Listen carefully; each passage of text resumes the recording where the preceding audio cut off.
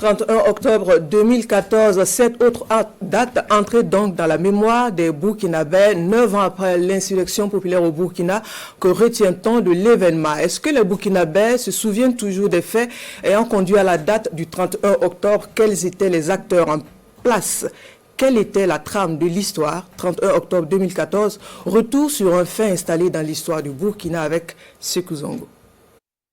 Le Burkina Faso commémore aujourd'hui l'an 9 de l'insurrection populaire des 30 et 31 octobre 2014, un fait historique de la marche du peuple burkinabé.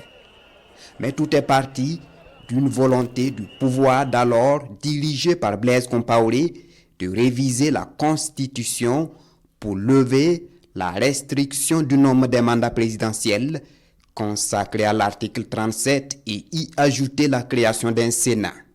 Après des marches, meetings et contre-marches organisées par les pro- et anti-révision constitutionnelle, le projet de loi est adopté le 21 octobre 2014 en Conseil des ministres et transmis à l'Assemblée nationale pour adoption avant un probable référendum. Il n'en fallait pas plus pour créer une vive protestation de l'opposition politique et populaire qui était déjà sur le qui-vive. Le 22 octobre, l'opposition politique donne de la voix.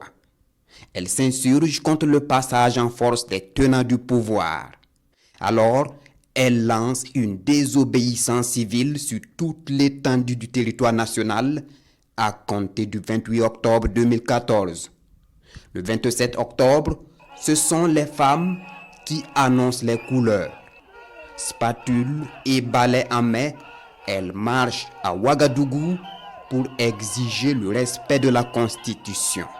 La symbolique est forte sous nos contrées, mais Blaise Compaoré et ses alliés n'en ont cure de ces détails.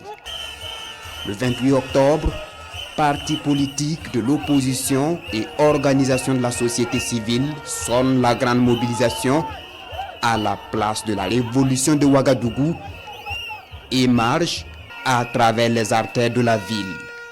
Le 29 octobre, la température monte d'un cran. Les centrales syndicales et la coalition de lutte contre la vie chère entrent en jeu. Des milliers de manifestants se rassemblent dans le centre-ville de Ouagadougou et protestent, disent-ils, contre la vie chère. Désormais, les positions sont tranchées. Des barrages sont installés dans les quartiers et axes stratégiques de la capitale burkinabé toute la journée du 29 octobre et ce, jusqu'au petit matin du 30 octobre. 30 octobre 2014. Les flammes de la révolution embrasent l'ensemble du pays. Le vote des députés, initialement prévu à 16h, est ramené à 10h. L'opposition politique et des leaders des OSC répliquent et appellent les populations à marcher sur l'Assemblée nationale. Dans la mi-journée, elles sautent le verrou sécuritaire autour de l'Assemblée nationale et l'envahissent. C'est la débandade. La représentation nationale est saccagée, la télévision nationale aussi. Dès lors, les manifestants passent à une étape supérieure. Il faut maintenant déloger Manu Militari, le locataire du Kosiam, qui s'arc-boute désespérément à son fauteuil. Sur la route du palais présidentiel, les manifestants sont violemment réprimés par des éléments du régiment de sécurité présidentielle. Les morts et les blessés se comptent par dizaines. Des lignes rouges viennent alors d'être franchies. Blaise Compaoré et son gouvernement doivent quitter le pouvoir.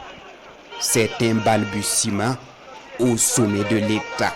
Les déclarations se suivent. D'abord, le chef d'état-major général des armées. Il annonce la dissolution du gouvernement, l'abandon du projet de révision constitutionnelle, l'instauration d'un couvre-feu et de l'état de siège. À sa suite, le président Compaoré tente de reprendre la main. peine perdue. Le message ne passe pas dans l'opinion, qui le considère d'ailleurs comme un affront. Le 31 octobre, tout le pays s'enflamme. À Ouagadougou, la place de la Révolution, l'état-major des armées et autres lieux sont pris d'assaut par des milliers de manifestants. Ils exigent le départ sans condition de Blaise Compaoré. La tension est à son paroxysme et le pays au bord du gouffre. Les tractations se font à l'intérieur de l'état-major des armées. Aux environs de midi, la nouvelle tombe. Blaise Compaoré annonce sa démission et déclare la vacance du pouvoir. Mais le combat ne fait que commencer. Le chef d'état-major général des armées, Nabéré Honoré Traoré, s'autoproclame chef d'État par intérim. Véhémente protestation des manifestants.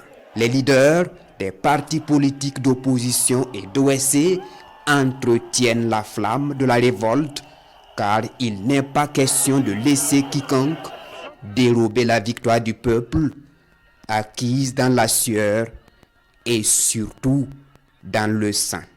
Une mobilisation qui oblige Blaise Compaoré à quitter clandestinement le palais de Kosiam. Il est par la suite exfiltré par la France vers la Côte d'Ivoire. Toujours le 31 octobre, le numéro 2 du régiment de sécurité présidentielle, le lieutenant-colonel Yacouba Isaac Zida, s'autoproclame chef de l'État. S'ensuit une cacophonie au sommet de l'État. Mais le 1er novembre, Yacouba Isaac Zida reçoit le soutien de l'armée. C'est la fin de 27 ans de pouvoir sans partage. La vague mouvante et déferlante du peuple burkinabé a finalement eu raison de Blaise Compaoré et de son système. Ainsi naquit la transition de 2015 avec Michel Kafando comme président.